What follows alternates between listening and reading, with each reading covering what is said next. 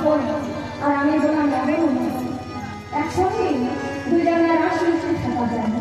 ফিরে যাও যে ফিরে গেলে ফিরে যেতে ইচ্ছে বলে প্রভু, আর এদের আমি দর্শন করতে ইচ্ছে আমার আমি দর্শন করতে দিয়ে না। আমি প্রতিজ্ঞা করলাম আগত কলিযুগে প্রত্যেকটি জীবের ঘরে ঘরে আমি কি করবো জানো? আমি হরি নাম